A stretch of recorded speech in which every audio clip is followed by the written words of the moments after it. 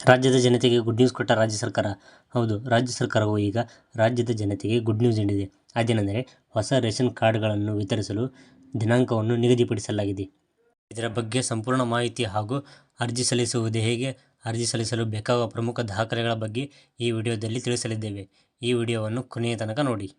ಹೌದು ಸ್ನೇಹಿತರೆ, ರಾಜ್ಯ ಸರ್ಕಾರವು ಈಗ ರಾಜ್ಯದಲ್ಲಿ BPL ರೇಷನ್ ಕಾರ್ಡ್ಗಳಿಗೆ ಅರ್ಜಿ ಸಲ್ಲಿಸಿ ರೇಷನ್ ಕಾರ್ಡ್ಗಾಗಿ ಕಾಯುತ್ತಿರುವ ಕುಟುಂಬಗಳಿಗೆ ಈಗ ಒಂದು ಗುಡ್ ನ್ಯೂಸ್ ನೀಡಿದೆ.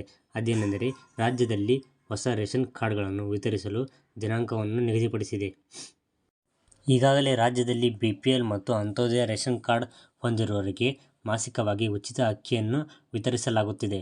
ಹಾಗೂ ಹೊಸದಾಗಿ ಅರ್ಜಿ ಸಲ್ಲಿಸಿರುವವರ ಅರ್ಜಿಗಳನ್ನು ಪರಿಶೀಲಿಸಿ ರಾಜ್ಯ ಸರ್ಕಾರವು ಅವರಿಗೂ ಕೂಡ BPL ರೇಷನ್ ಕಾರ್ಡನ್ನು ನೀಡಲು ಮುಂದಾಗಿದೆ.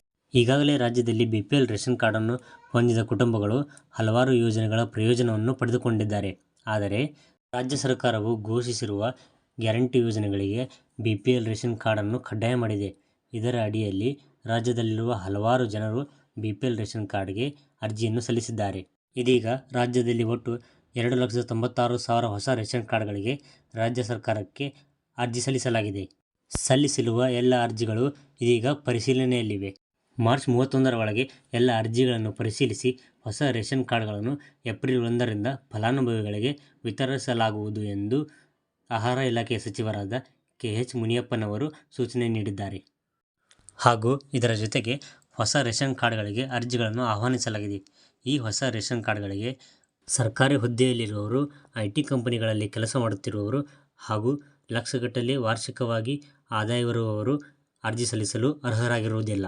ಈ ಹೊಸ ರೇಷನ್ ಕಾರ್ಡ್ಗೆ ನವದಂಪತಿಗಳು ಹಾಗೂ ಮನೆ ಬಿಟ್ಟು ಬೇರೆ ಕಡೆ ಮನೆ ಮಾಡಿಕೊಂಡು ಬದುಕುತ್ತಿರುವವರು ಹಾಗೂ ಬಡ ಕುಟುಂಬಗಳು ಅರ್ಜಿಯನ್ನು ಸಲ್ಲಿಸಬಹುದು.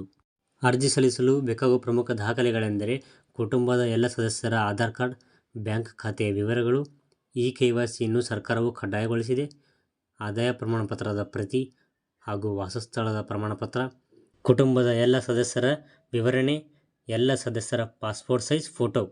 ಹೊಸ ರೇಷನ್ ಕಾರ್ಡ್ಗೆ ಅರ್ಜಿಗಳನ್ನು ಸಲ್ಲಿಸಲು ಏಪ್ರಿಲ್ 1ರಿಂದ ಅವಕಾಶ ನೀಡಲಾಗಿದೆ. ಹೊಸ ರೇಷನ್ ಕಾರ್ಡ್ಗೆ ಅರ್ಜಿಯನ್ನು ಸಲ್ಲಿಸಲು ನೀವು ಅಧಿಕೃತ ವೆಬ್ಸೈಟ್ಗೆ ಭೇಟಿ ನೀಡಿ ಮೊಬೈಲ್ ಮೂಲಕವೇ ಅರ್ಜಿಯನ್ನು ಸಲ್ಲಿಸಬಹುದು ಅಥವಾ ಸೇವಾ ಕೇಂದ್ರಗಳಲ್ಲಿ ಅಥವಾ ಸೈಬರ್ ಕೇಂದ್ರಗಳಿಗೆ ತೆರಳಿ ನಿಮ್ಮ ದಾಖಲೆಗಳನ್ನು ನೀಡಿ ಅರ್ಜಿಯನ್ನು ಸಲ್ಲಿಸಬಹುದು.